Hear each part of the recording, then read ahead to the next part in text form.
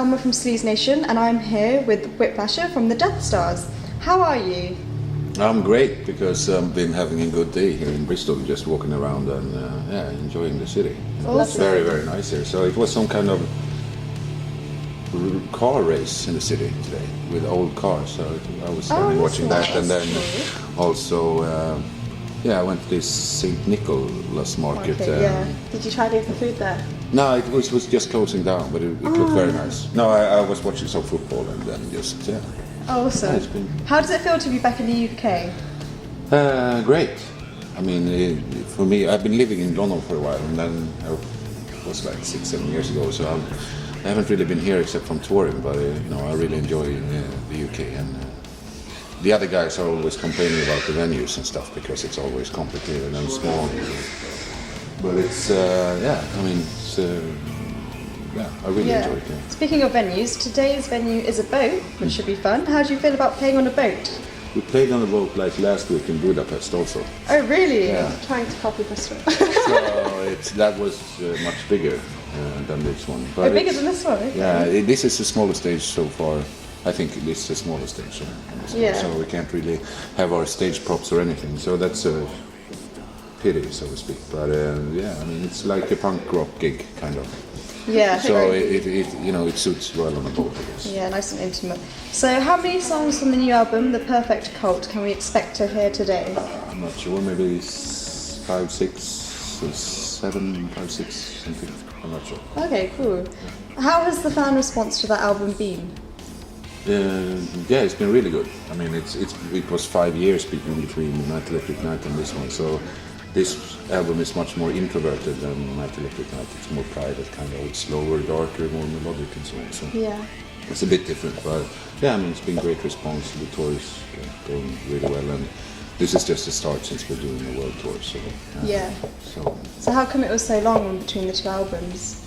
Because it was partly because we wanted to take a break for a while, like we always want to when we have toured a lot, and then also we had tours that took maybe like 2 years after the album, like with Rammstein and the Australian tour last summer, I think.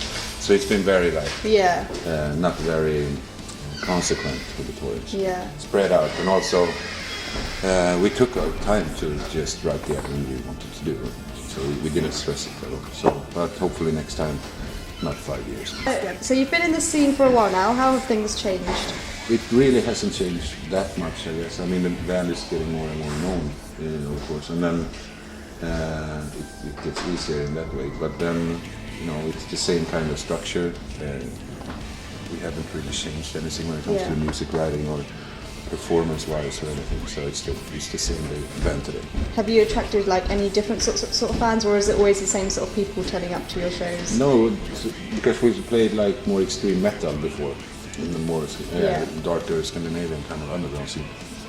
And with Deathstars, which is a kind of hybrid of music from all different genres, it attracted people from, different scenes. So we can still, get kind of surprised from what people are coming to the shows. But mainly they are very sexy and attractive, of course. Of course. You guys. Yeah. Oh, thank you.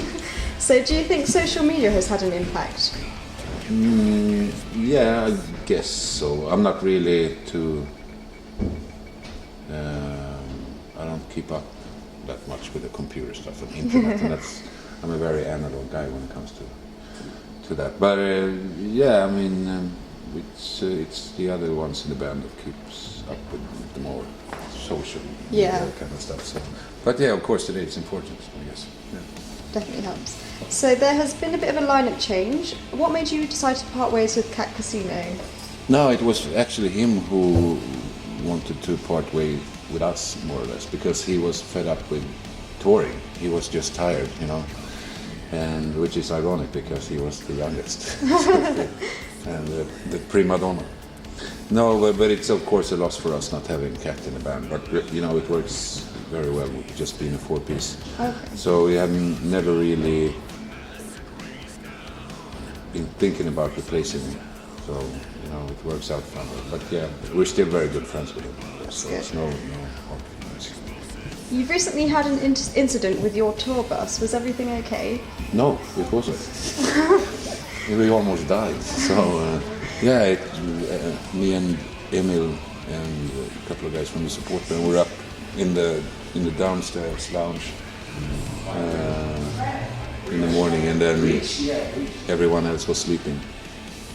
And we were in the Alps, just going through a lot of tunnels, and suddenly, and the bus had been in for repair, but then the driver asked us to check the back door because it didn't seem to be closed. And we did that, and then he screamed that it's a fire. We had to get out. The bus was burning, and then the whole back part of the bus got up in flames and exploded, and so everyone was like naked out on the street in the Alps. Wow. So people were seriously hurt? No, the driver and another guy had to leave the tour because of and then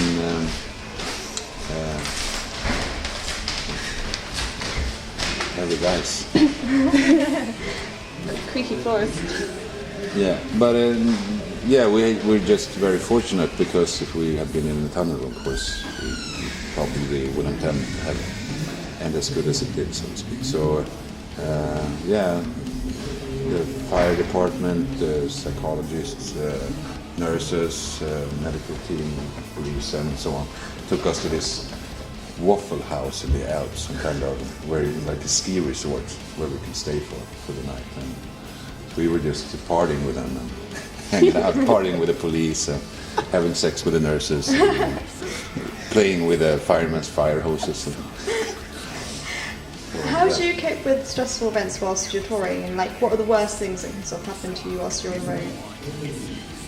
You mean worst? Besides bus fires? Yeah, just in general, general things that that's happen. pretty obvious, the worst. Like getting homesick and... No, not really. I don't know. I mean, it's always some kind of stuff on every tour that's just chaos. I think we calmed down a bit. Before it was just the partying that was the biggest obstacle for us. But it's so fucked up. We can't really speak about that stuff at all. But that serious stuff, it's definitely this possible. Yeah. I don't know. What's the best thing about touring? But it's a complex thing, writing music, because you start doing it pretty, on your own, alone, kind of,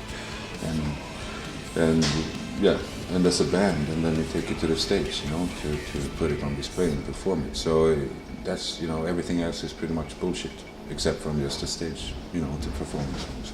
But also we're very into sightseeing and all that stuff. You see the perfect opportunity. Yeah, so we always try to do as much as possible when on tour. Keeping busy like that. We hardly ever lie around in the bus all day. So, traveling, of course. Yeah, getting to see everything.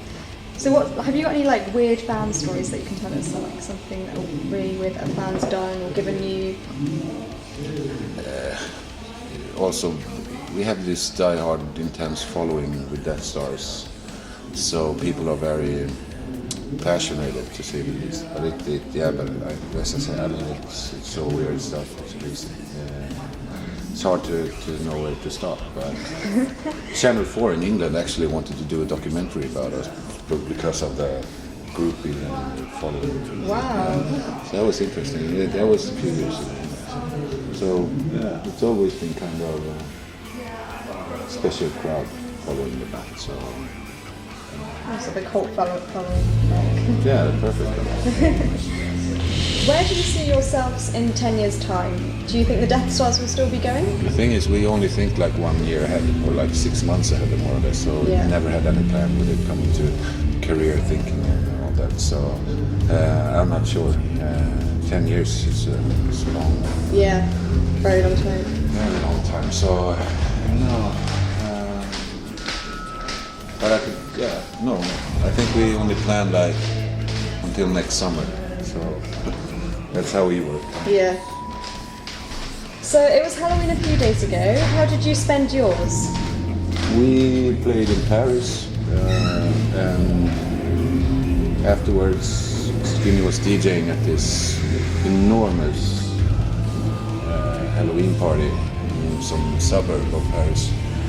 was like a maze of tunnels and a lot of different rooms with different music. So it's really cool, really weird. And, I haven't seen anything like that before. Yeah. How big is Halloween in Sweden? Not big at all. No. Yeah. It's just something that appeared maybe for the first time within 20 years ago, I guess, and it's not really big. It's some kids are running around, and so on, but it's not a big. It's not a big thing. Yeah. You have the Halloween parties, of course, like in Sweden also. What music are you currently listening to? I think it's like the old rock music that I always listen to. I never, really listen to much new music, so it's a lot of like MC5 and stuff like that. So Kiss, so I like the old rock music. Yeah. So there are any new bands at all that you're into? Or? No. Fair enough. Absolutely not. No, but I like the support band we have. You should check them out. Oh yeah, I've seen them before actually. Yeah. No, they're really good. Okay, so can I ask you to conclude the interview by telling us a random fact about yourself?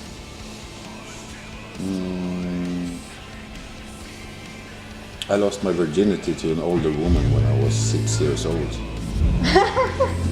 6 years old, oh Like my almost God. pedophile stuff. Alright. Thank you very much for There's no good way to recover from that. that is like the most crazy random fact ever. I don't think anyone will ever be able to live up to that. Thank you for talking to Sleazenation and good luck with the tour. Thank you for talking to me.